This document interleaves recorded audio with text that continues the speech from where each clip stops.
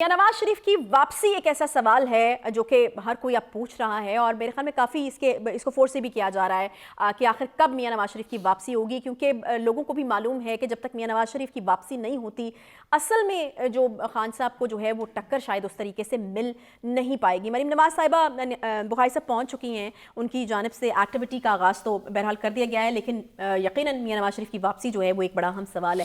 انہوں نے تھوڑا سا تو یعنی تسلی دلائی، انہوں نے کہا کہ بس اب چند ہفتوں کی بات رہ گئی اور تیاری جو ہے وہ شروع کر دی گئی ہے۔ جی بالکل آپ نے ٹھیک کہا ہے۔ میرے خیال سے واپسی ان کی کے بارے میں تو کوئی دو رائے نہیں ہے کہ اگر وہ آئیں گے تو سیاسی طور پر جو پولیٹیکل گراؤنڈ ریالٹیز ہیں وہ چینج ہو جائیں گی اور بہت فرق پڑے گا اس سے۔ جو پاکستان مسلم لیگ نون کی کمپین کے حوالے سے بات کی جا رہی ہے یا اس وقت جو ماحول ہے اس سے ڈیل کرنے کے لیے جو قوت کا مظاہرہ کرنا ضروری ہے اور وہ نہیں ہو پا رہا، وہ ایک تو مریم نواز کی واپسی سے وہ ری ایکٹیویٹ ہوا ہے اور میرے خیال سے she will be successful in relaunching that kind of or recreating that kind of a pressure۔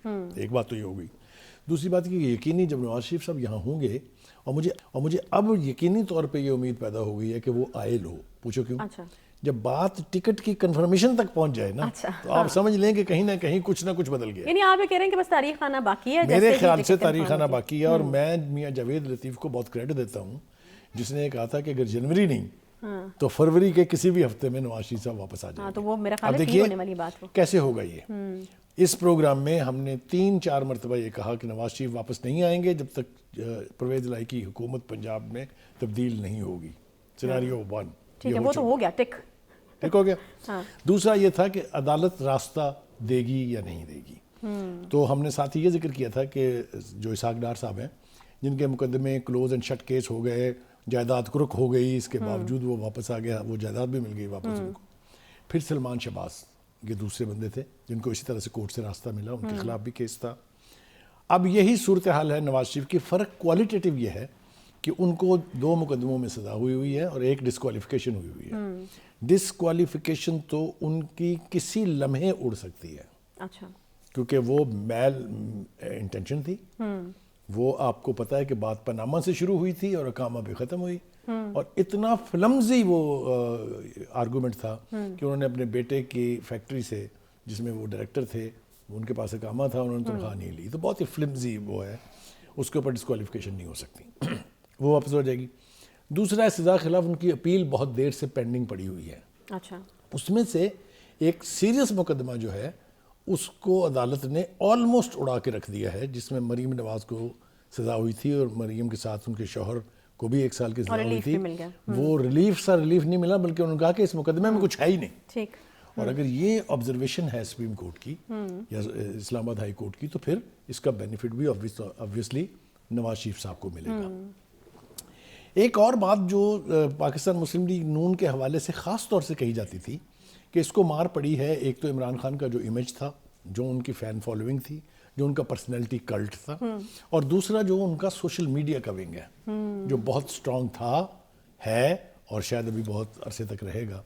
اس کو کاؤنٹر کرنے کے لیے پہلی دفعہ مریم نواز نے بہاولپور کے قیام کے دوران کھل کے بات کی ہے، اور QR کوڈ جس کو کہتے ہیں وہ بھی انہوں نے اپنے ورکرز کو دیا ہے اور مطالبہ کیا ہے، بلکہ ایڈوائس کیا ہے اپنے تمام یوتھ ورکرز کو کہ آپ اس میں بس لینڈ کر جائیں، اس میں سوشل میڈیا کے وارفیئر۔ تو آپ یہ کہہ رہے ہیں کہ یہ سوشل میڈیا وارفیئر کو بھی مریم نواز صاحب ہی لیڈ کریں گے؟ انہوں نے اس کو وارفیئر ڈکلیئر کیا ہے، اور اب جب کہ یہ ریئلائزیشن آ گئی ہے کہ یہ ونگ جو ہے اس کا ہونا بھی بہت ضروری ہے ماڈرن پالیٹکس میں، تو میں یہ سمجھتا ہوں کہ آنے والے دنوں میں ہم دیکھیں گے کہ وہ جو ٹوٹل فری ہینڈ ملا ہوا تھا نا PTI کے میڈیا ہینڈلرز کو، میڈیا کے جو لوگ تھے سوشل میڈیا کے خاص طور سے، ان کو اب جواباں غزل پیش ہونا شروع ہوگا۔ ویسے تو بخاری صاحب بڑی دیر کر دی مہربان آتے لیکن دیر آئے درست آئے۔ ہاں دیر آئے درست آئے، اس لیے کہ آپ سوشل میڈیا کھول کے تو دیکھیں ذرا اپنا، آپ کو اب کہیں کہیں جواباں غزل پیش ہوتے ہوئے نظر آ رہے ہیں۔ تو یہ میں سمجھتا ہوں، میں اس کو اچھا نہیں سمجھتا، اس لیے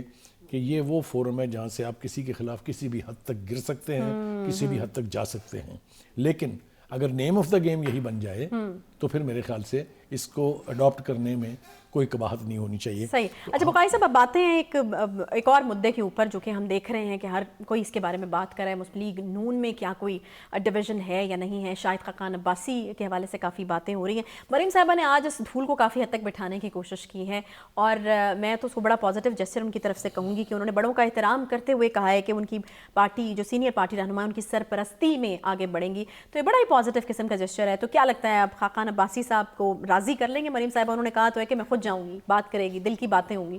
دیکھیں نا، جب آپ مسلم لیگ نواز کی بات کرتی ہیں تو آپ میری طرف اس طرح دیکھ رہی ہوتی ہیں جیسے میرا کوئی ذاتی معاملہ ہے اس کے ساتھ. آپ سمجھ رہی ہیں میری بات؟ میں تو بڑے اچھے جذبات کا اظہار کر میں رہی گالیاں ہوں. دیتا ہوں، میں تو بڑے اچھے جذبات کا اظہار کر رہی ہوں کہ وہاں پر بڑی پازیٹیو مجھے وائبس محسوس ہو رہی ہیں. آپ کی آبزرویشن بالکل ٹھیک ہے، اور میں سمجھتا ہوں کہ آپ نے بلکہ اس کی گفتگو کی جست پکڑ لی ہے. یس، انہوں نے کیا کہا ہے؟ انہوں نے کہا ہے کہ ایک تو میں جا کے خود ملوں گی ان سے، اور ایک ہم دل کی باتیں ایک دوسرے کے سامنے رکھیں گے. یہ اپروچ بتا رہی ہے کہ وہ مخاصمت کو آگے نہیں بڑھانا چاہتی، بلکہ جا کے ان کو اپنا بزرگ بنا کے اپنے ساتھ ملائیں گی. اور اس کی وجہ یہ ہو سکتی ہے کہ خود نواز شریف صاحب نے بھی ان کو آنے سے پہلے بھی ہدایت کی تھی کہ جا کے آپ ان سے ملیں اور ان کے گریوانسز جو ہیں ان کو ایڈریس کریں. اور اب اگر ان کی طرف سے بھی یہ جسچر آ گیا ہے تو میں نہیں سمجھتا کہ یہ فروٹفل نہیں ہوگا. اس وقت مسلم لیگ نون افورڈ نہیں کر سکتی کہ اس کے سینئر لوگ جو ہیں وہ اس کا ساتھ چھوڑیں یا اس سے ہمدردیاں ختم کر دیں. اسی طرح کی گفتگو ہم نے خواجہ سعد رفیق سے بھی سنی. خواجہ سعد رفیق بھی بڑے کڑے وقت کے ساتھی ہیں. انہوں نے جیلیں بھگتی ہیں اور ایک دفعہ نہیں، بار بار بھگتی ہیں. وہ جس کو کہنا چاہیے کہ پارٹی کے سٹالورٹس میں ہیں یہ لوگ. جہاں تک یعنی عباسی صاحب کا تعلق ہے، خاقان عباسی صاحب کا، ان کا سٹیٹس آپ اس سے طے کر لیجئے کہ ایک وقت میں نواز شریف صاحب نے فیصلہ کیا کہ ان کو پرائم منسٹر ہونا چاہیے اور وہ 1.5 سال کے ٹینیور کے لیے پرائم منسٹر رہے.